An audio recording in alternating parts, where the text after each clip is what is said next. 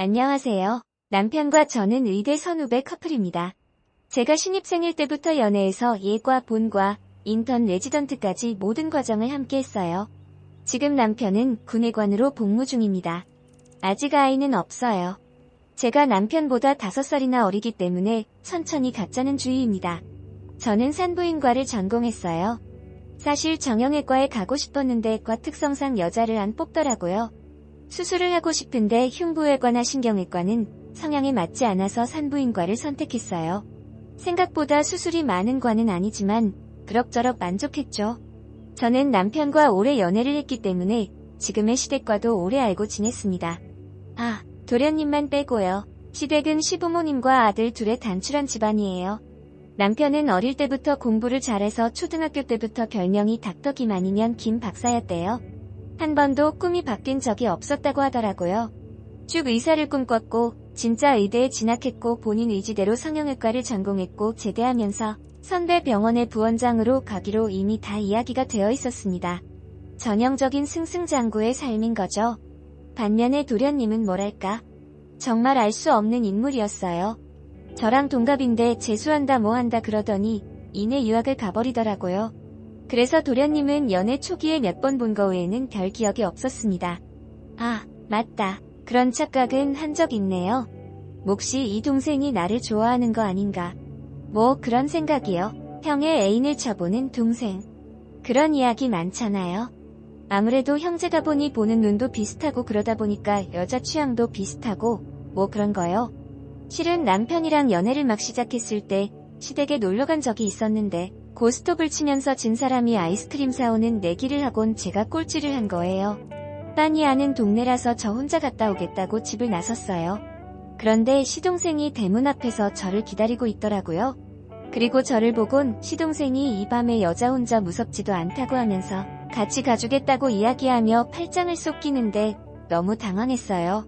아무리 동갑내기이고 편한 사이라고 해도 남자친구의 남동생이 팔짱을 끼는 것이 남사스러웠거든요. 그때 아이스크림이 무슨 맛이었는지 기억나지 않을 정도예요. 이런 일이 있었다고 당시 남자친구였던 남편에게 말해야 하는 건지 혼란스럽기도 했고요. 게다가 그런 일이 몇 번 더 있었습니다. 같이 떡볶이를 해 먹고 제가 설거지를 하고 있는데 남자친구 동생이 다가오더니 갑자기 어깨를 주무르는 거예요. 설거지하기 힘들겠다면서 안마해주는 거라는데 왜 그런 거 있잖아요. 뒤에서 자꾸 몸이 닿는 느낌 놀란 저는 결국엔 컵 하나를 깨고야 설거지를 마칠 수 있었습니다. 남편에게 말할까 말까 고민하고 있었는데 어느 날 동생이 유학을 간다고 말하더군요. 한국에서 재수하느니 유학 가서 대학에 진학하는 게 더 낫겠다며 미국으로 간다고 했어요. 그 이야기를 듣고 곧 떠날 사람인데 어쨌네 저쨌네 하면서 문제를 만들고 싶진 않았어요. 그래서 저는 입을 다물기로 했습니다. 남편의 동생이 떠나기 전날 송별을 하는데 저도 초대를 받았어요. 남동생을 보는 게 껄끄러웠지만 빠질 수 없는 자리였죠. 그날 저는 술을 조금 많이 마시게 돼서 얼굴이 화끈거려 마당에 나와 열을 식히고 있는데 남편의 남동생이 따라 나왔습니다. 저는 좀 긴장했죠. 왜 나한테 그랬다고 물어보고 싶었지만 참았습니다. 그의 표정이 너무나 아무렇지 않아 보였거든요. 그런 저희가 있었다고 의심할 수 없는 해맑은 얼굴이었습니다. 그때였어요. 너는 참남 같지가 않아. 저에게 그렇게 말했습니다. 정말 심장이 터질 것 같았죠. 그래서 저는 서둘러 집으로 돌아왔습니다. 더 이상의 사건 없이 남편의 동생은 유학길에 올랐고 남편과 저는 열심히 연애하고 공부하면서 지냈어요. 그러면서 저는 시동생과 있었던 일을 거의 잊고 지냈습니다. 그는 우리 결혼식 때도 오지 않았어요. 시부모님은 서운해하셨지만 저는 오히려 잘 됐다고 생각했죠. 잊고 지냈다고는 하지만 지금까지 우리 사이에 있었던 일들 그리고 남 같지 않다던 그 말이 깨끗하게 지워진 건 아니었거든요. 남편과의 결혼 생활은 행복했어요. 오랜 기간 연애를 했지만 결혼은 또 다른 맛이 있더군요. 서로 바빠서 얼굴 볼 시간도 없었지만 주말에 같이 장도 보고 하루 종일 누워서 뒹굴거리기도 하고 그렇게 재밌게 지내다가 남편은 강원도에 있는 부대에 군의관 입대를 했습니다. 남편이 없는 집은 텅 빈 것 같았어요. 전화가 자주 왔지만 어디 옆에 있는 것과 같나요? 20살 때부터 붙어있던 사이였기에 외롭다고 느끼는 날도 많았죠. 그날은 아마도 자정이 다 돼서 집으로 돌아온 날일 거예요. 새벽부터 진통하던 산모 상태가 좋지 않아 밤에 응급으로 수술을 했던 게 기억이 납니다. 지친 몸을 이끌고 엘리베이터에서 내리는데 문 앞에 누가 서 있더라고요. 너무 놀란 저는 소리를 지를 뻔했죠. 형수님, 저예요 라는 익숙한 목소리가 아니었다면 정말 비명을 질렀을지도 몰라요. 저는 눈을 깜빡이며 문 앞에 서 있는 남자를 다시 한번 쳐다봤습니다. 정말 시동생이었어요. 저는 놀란 가슴을 진정시키며 어쩐 일이냐고 물었죠.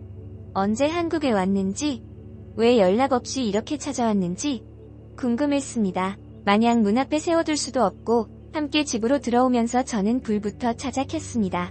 거실은 물론 부엌, 안방, 서재, 심지어 화장실 불까지 다 켰어요. 왜 그랬는지는 저도 모르겠네요. 뭔가 불안했나 봅니다. 저는 도련님께 따뜻한 차를 내어주며 어떻게 온 거냐고 다시 물었습니다. 도련님은 대답 없이 차만 마시더니 부모님은 자기가 귀국한 거 모르신다고 아무도 모르니 말하지 말라고 하더군요.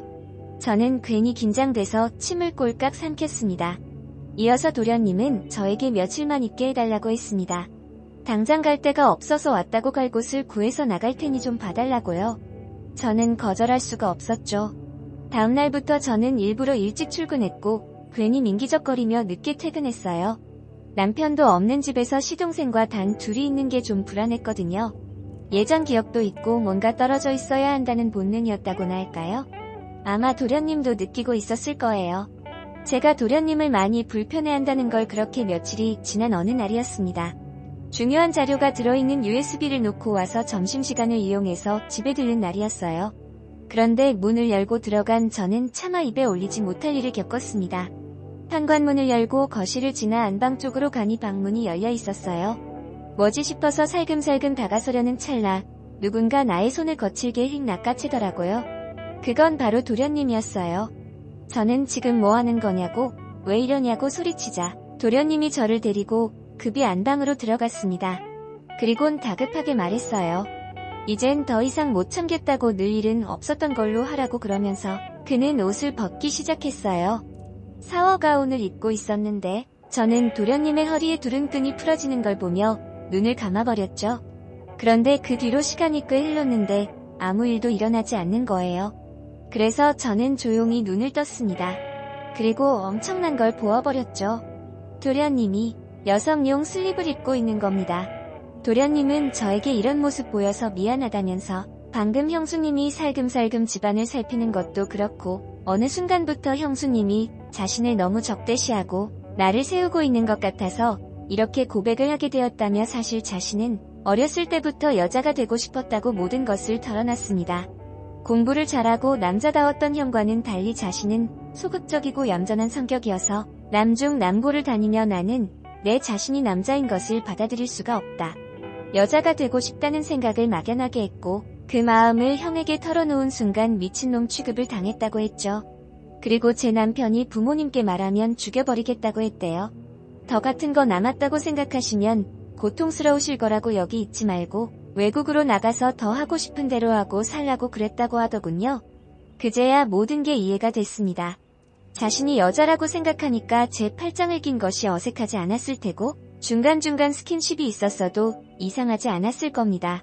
설거지할 때 안마를 해준 것도 여자친구들끼리의 자연스러운 스킨십 같은 것이었고 남 같지 않다는 말은 같은 여자, 그러니까 제가 형수님이 아니라 새언니 같다는 말이었겠죠. 저는 다리에 힘이 풀려 침대에 주저앉고 말았습니다. 그래서 정말 한 번도 여자한테 끌려본 적이 없어요. 정신과 전문의는 아니지만 실습을 나간 적이 있는 터라 저는 의사로서 물었습니다. 도련님은 단 한 번도 여자에게 매력을 느낀 적이 없다고 했어요. 연애를 한 적도 당연히 여자랑 잠자리를 가져본 적도 없다고요. 이렇게 건장한 청년이. 저는 시동생의 몸을 보며 어쩌면 아깝다는 생각이 들었던 것 같습니다. 형을 닮아 남성적이고 탄탄한 몸이었어요. 아니, 말라서 그렇지 형보다 더 키가 크고 골격도 컸습니다. 저는 괜히 침을 꼴깍 삼켰어요. 앞으로 어떻게 할 거냐고 물었더니 여자로 살 계획을 차근차근 말해주더군요. 혼자 잘 헤쳐나갈 테니 비밀로 해달라고 나중에 밝혀져도 형수는 모르는 척하면 된다고 했습니다. 시동생의 비밀을 알게 된 저는 당분간 집에 있는 것을 허락했어요. 도련님이 아니고 아가씨라고 생각하기로 했고 그럼 불편할 것도 거리낄 것도 없었으니까요. 그렇게 비밀스러운 동거는 시작되었습니다. 도련님은 제 옷을 입어보기도 했고 제 화장품과 고데기를 써보기도 했어요. 저는 마치 여동생, 아니 아가씨와 제 물건을 나누듯이 자연스럽게 지냈고 수다를 떨다가 소파에서 나란히 낮잠을 자기도 했습니다. 남편 없이 외롭던 생활에 도련님과의 동거는 꽤나 즐거웠죠. 그러던 어느 날이었어요. 같이 영화를 보고 있었는데 러브씬 가득한 장면이 나왔습니다. 괜히 멋쩍어진 저는 농담 반 진담 반으로 물어봤어요. 정말 여자랑 안 잡았냐고. 그게 무슨 뜻이었는지 모르겠습니다. 어쩌면 한 번쯤은 여자와 사랑을 나눠보고 이후에 선택했으면 하는 바람이었을지도 모르겠네요. 그러고 나면 여자를 좋아하게 될 수도 있으니까요. 그래서 계속 남자로 살겠다고 마음을 바꿀지도 모르니까요. 그렇게 도련님을 설득 아닌 설득을 해보려고 했던 것 같았습니다. 제 질문에 시동생은 그냥 피식 웃었죠. 그리고 그날 밤 그 질문에 대한 답을 내더군요. 잠이 오지 않아 뒤척이고 있는데 도련님이 안방으로 들어왔습니다. 평소에도 같은 여자끼리인 것처럼 거리낌 없이 지낸 터라 그러려니 하고 있었죠. 도련님은 제 옆에 눕더니 제 어깨에 머리를 기대더군요. 그래서 제가 왜 그러나고 무서운 꿈이라도 뭐냐고 물으려는 찰나 그의 입술이 제 입술 앞에 멈춰섰어요. 여기까지 그게 그의 마지막 말이었어요. 그리고 그 방을 나갔죠. 더 이상의 그 어떤 말도 필요하지 않기에 그는 완벽한 여자임을 증명했습니다. 혼란스러운 마음에 까무룩 잠든 새벽, 불현듯 눈을 뜬 저는 어제 내가 도련님께 무슨 짓을 한 건가 싶어 갑자기 미안했습니다. 그래서 이리저리 눈을 굴리고 있을 때 화장대 위에 놓인 편지 한 장이 눈에 들어왔어요. 그리고 시동생이 남긴 그 편지를 집어들었습니다. 편지에는 형수의 말은 고맙지만 여자로 살고 싶다는 마음은 변함이 없다. 그리고 이제 지낼 곳을 찾았으니 그곳에서 지내겠다. 그동안 많이 고맙고 잊지 못할 것 같다는 작별의 인사가 쓰여 있었습니다. 그러자 더 이상 죄책감이 들지 않았어요. 시동생이 가는 길에 확신을 주는 말이었다. 그렇게 생각하니 정말 아무렇지도 않았어요. 해도 뜨지 않은 새벽에 떠나버린 시동생을 떠올리며 저는 조금 슬펐던 것도 같습니다. 얼마나 힘든 삶을 살게 될까 생각하니 안쓰럽고 가여웠죠. 그렇게 아무 일 없었다는 듯이 시간은 마냥 흘러갔습니다. 산모들이 아들인지 딸인지 궁금해하는 모습을 보면서 딸이라고 행복해하고 아들이라고 좋아하는 그 표정들을 보면서 저는 가끔 도련님을 떠올렸어요. 이렇게 처음부터 딸이었다면 얼마나 좋았을까? 태초부터 여성으로 태어났다면 정말 행복해했을 텐데. 그러면 나와는 세상에 둘도 없는 새언니와 아가씨로 같이 목욕탕도 가고 쇼핑도 가고 마치 친자매처럼 지냈을 텐데. 뭐 그런 생각을 하면서 그 사람이 걱정되고 그립기도 했습니다.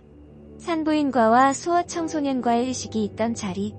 예과 때부터 친했던 소아과 친구가 한 잔 더 하자며 우리 집으로 자리를 옮기게 됐어요. 이미 두 아이의 엄마인 그 친구는 소아청소년과 의사답게 꽤나 좋은 엄마인 듯 보였습니다. 맥주 캔이 서너 개 비워갈 때쯤 친구가 고백 아닌 고백을 하더군요. 요즘 남편이랑 좀 시들하다고, 그래서 애인도 만들고 싶고 그러는 것 같다며 한탄을 하다가 저에게 물었습니다. 남편 없이 외롭지 않냐고. 외로워서 바람 같은 거 피고 싶지 않다고요. 그 미모의 의사에 애인 만드는 거 너무 쉽지 않다면서 대학 시절 절 쫓아다니던 치대 동기 이야기까지 꺼내더군요. 얼마 전에 우연히 백화점에서 만났는데 제 안부를 물으면서 얼굴이 빨개졌다고 했습니다. 그 미모의 이시애로 매인 만드는 게 너무 쉽지 않냐면서 날 것 그대로의 대화였죠. 제 안부를 물으면서 각은 그 정도면 엔조이로 몇 번 만나도 되지 않겠다는. 의사가 아닌 여자끼리 하지만 저는 그런 생각은 하나도 안 든다고 단언했어요. 나중에 더 나이 들어 권태기 같은 게 찾아온다면 모를까? 아직도 나에겐 남편 밖에는 없다고요. 그래서 나는 바람 핀 적도 없고 바람 필 생각도 없고 난 그냥 신랑뿐이라고 친구는 혀를 차며 이 드닉스, 이 순진한 양반 그러면서 놀렸지만 나는 정말 진심입니다. 전 정말 바람을 핀 적이 없습니다. 그리고 바람을 필 생각도 없죠. 남편은 저에게 나름대로 완벽해요. 우리는 앞으로도 좋은 부부로 또 좋은 부모로 끝까지 행복할 것임을 압니다. 도련님이 앞으로 어떤 삶을 살게 될지 저는 모르겠어요. 한국에서 살지 아니면 미국으로 돌아가게 될지, 어디까지 여자가 될지, 아니면 마음만 여자로 살게 될지 하지만 이거 하나만은 분명합니다. 제 인생에서 이제 도련님이란 없어요. 오직 동갑내기 아가씨만 존재할 뿐이죠. 짧았지만 알콩달콩 즐거웠던 한 달간의 동거, 함께 낄낄거리며 봤던 영화들, 서로 바꿔가며 보던 잡지들, 같이 잡아주며 했던 스트레칭과 요가. 그리고 그날, 그 밤의 그 시간들, 그 모든 걸 저는 아주 순수하게 기억할 겁니다. 안녕하세요. 남편과 저는 의대 선후배